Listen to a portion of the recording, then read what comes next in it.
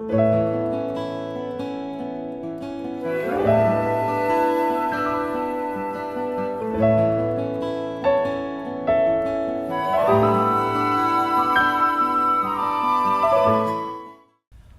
hello, this is Zhou Zheng Show and Beautiful Life.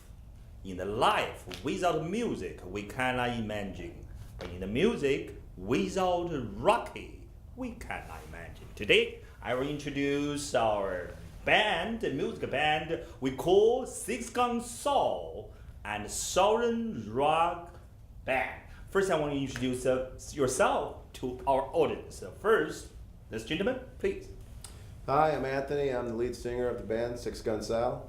Anthony Apollo, right? Yes. Okay. Joey Durant, drummers. I'm Dusty Lang on guitar. Okay, you and your fans, you are superstar.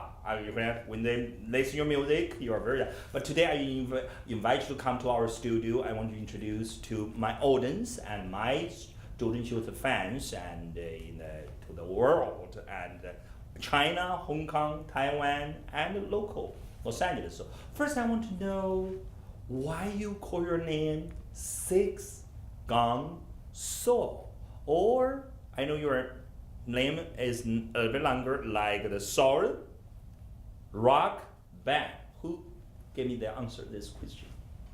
Well, it's from a verse in a Bad Company song. Bad Company is a southern rock band from the 70s. And they have a verse in there that states Six Gun Sal. And it's being a fan of theirs, we took it because a lot of our music is very similar. And it's just like an homage to that band. Okay, I know you organized your band 3 years ago. And why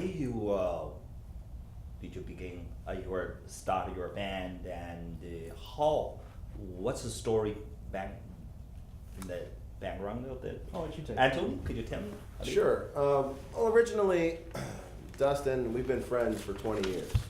And he called me one day and said, hey, do you want to come over and play some music? I said, sure. I also played the drums back then. And so I went over and he was playing guitar and I was playing drums and we were having some fun for about 2 weeks. And the drummer that was normally playing with them came back. And then I was saying my goodbyes and then Dustin asked me to read some lyrics he had written on a piece of paper. And I made a joke that I could sing, even though I had never sang before. Mm-hmm. And so I picked up the microphone and I started singing, and the rest is history.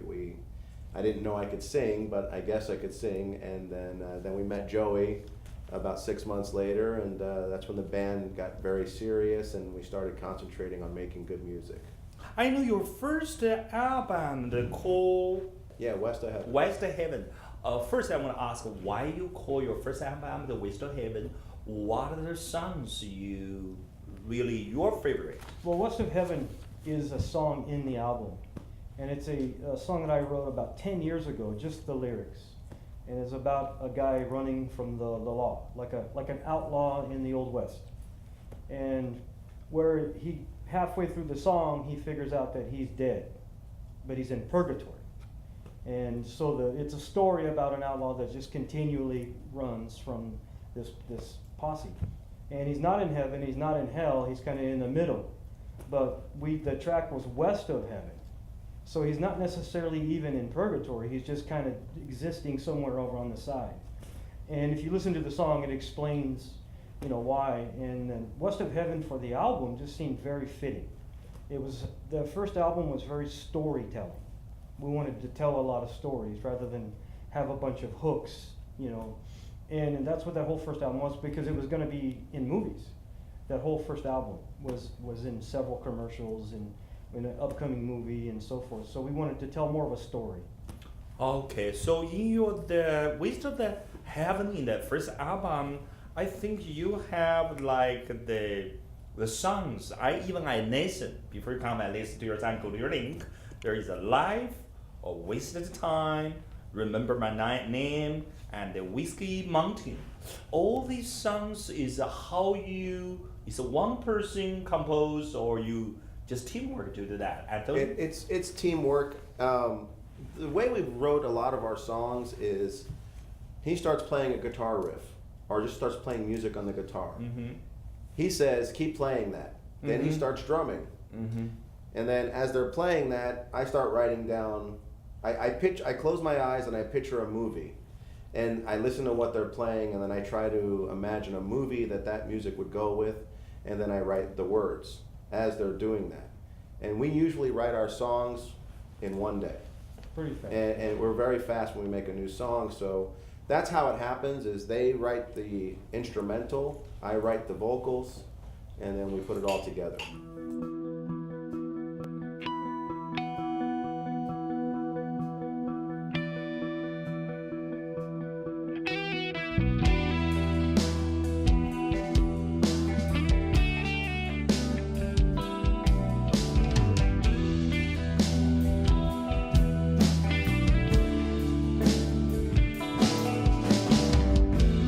There's a dark cloud on the horizon,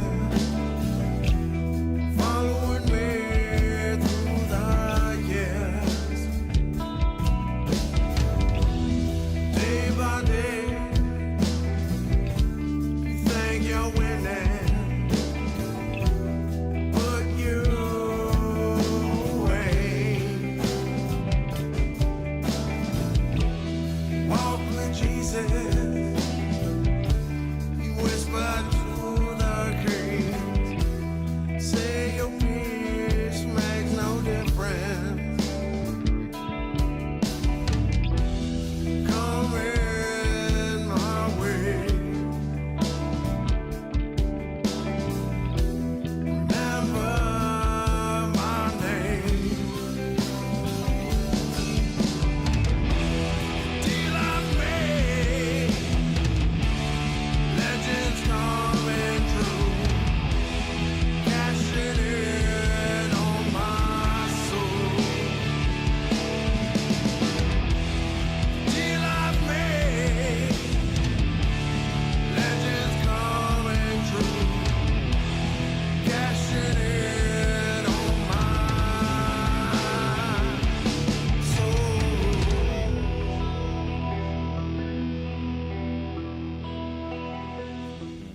And all you're in the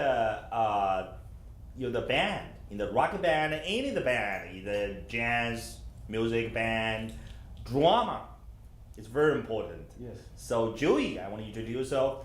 So how long you did your drama? I've been playing drums for about 22 years, 22 years. professionally since I was 18. So before you involved in this band, what did you do? Where did you play your drama?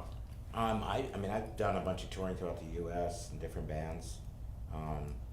I came to Hollywood from Boston to audition with Alice Cooper, who's a huge star, and I never even got the audition, but I came out here to do that, and about a month later, I ended up in this one band, of which I ended up playing with for many years, and the band broke up, got back together again, and then when I left that band, I put it out on Facebook that I was done.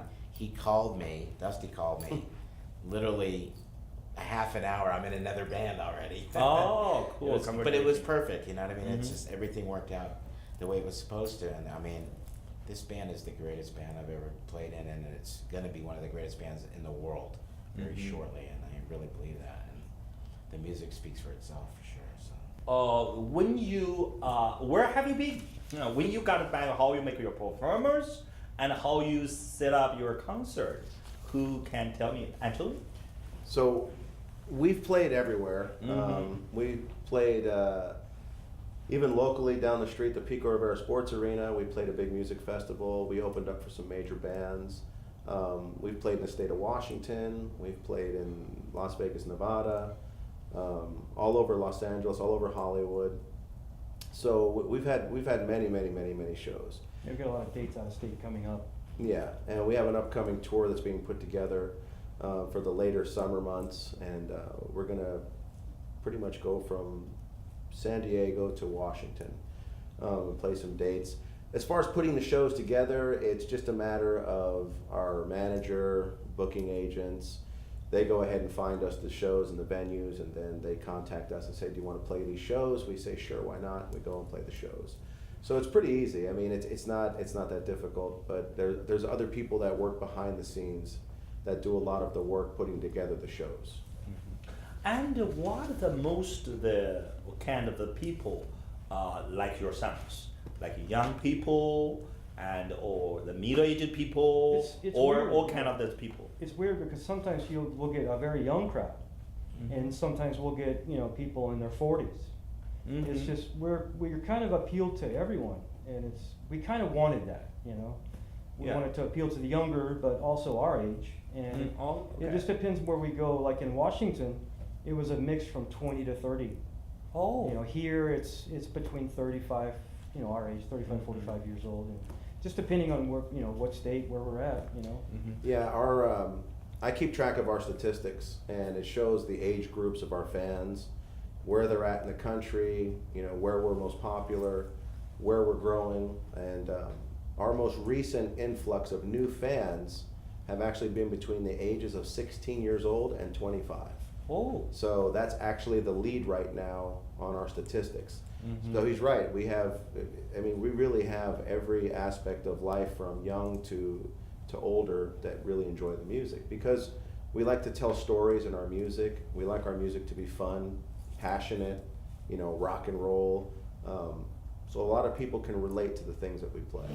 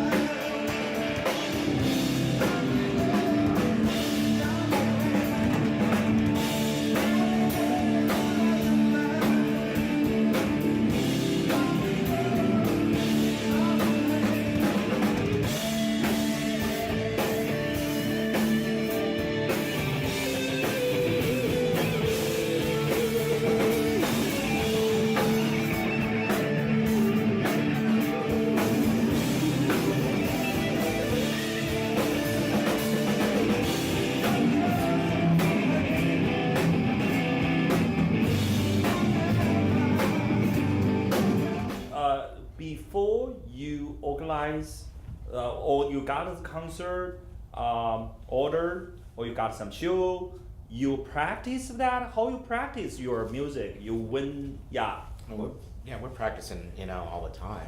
We have our own studio, and we work out all the details with a fine-tooth comb, and we put our show together. We go on sound stages a lot of times too, and we make sure that we put it all out there for the fans. And it's, we're kind of funny. I mean, we really work a lot. We work hard to what we do. I mean, it depends on if there's a big show coming up. I mean, we'll rehearse a week up to it. We'll go to the sound stages. We'll do our production, but we're really hard on each other to be perfect. And that, I think that's why it works so well. We have just a really good drive. Before I interview, I read your background, each other introduction. You all been in the army, military, and all your like martial arts. I didn't introduce. I know your band music. You're artist. Look at our Joey, like artist. You're artist, also artist. But I'm surprised a little bit. You all like martial arts, like Chinese say kung fu. I didn't introduce a story about that. Sure. Well, Dustin's the only one that was in the military. I worked law enforcement at one time, another life. As far as martial arts, yes, we've all done martial arts. I've been in martial arts for about 20 years. I'm a 4th degree black belt in American freestyle. Fourth degree level. Yeah, That's very good. I have a black belt in Chinese Kempo, Mhm. and I teach it, and I have my own students. And on my off days from the band, that's what I do is I teach martial arts. Oh, So- your teacher or the coach. Yes, and then I'm also a high school wrestling coach. So I teach the high school and I martial arts, and then my fun job is the music. So, fun job is the music. Yeah. Okay, that's your favorite job. Okay, when the music, when you get the concert, you make the performers, or you do show, and how you communicate with your audience, how you interact with your audience. I want to know this. Well, it's like I said, going back to rehearsing. You know, we rehearse so much that the mistakes are so little that when we do make them, the audience really doesn't even see it, and we just keep going. And as far as communicating with the audience, that's him. That's not me. He's the guy who has to do that. But for our shows, I mean, social media, things like that, to let them know that where we're going to be and what we're going to do. But as far as communicating, I'll let you take that one. well, So- I mean, if we're communicating live, the most important thing is to have fun. Because you are a lead singer. Yes, That's and very so important. You have the lead all the band to communicate with your audience. So, Yeah. certain songs, they have to change their guitars, and it takes time, so I have to engage the audience, and I speak with them. We tell jokes, we laugh. I love to give things away. I always give away T-shirts and CDs, and, I just like doing that. And then if somebody's got a birthday in the crowd, I'll even sing them happy birthday, Oh, wow. So it's just making sure the fans are having fun, and, making sure I'm giving them time to prepare for the next song, or so it's really easy. And then as far as communicating with them prior to a show, it's like Dusty just said, it's on social media, it's wonderful. I mean, you can Twitter, Facebook, Instagram, there's so many different avenues for social media to communicate with your fans. And when they do contact us, we always respond to them within 5 minutes. So we don't make anybody wait. If somebody wants to talk to us, we'll always respond very fast. So.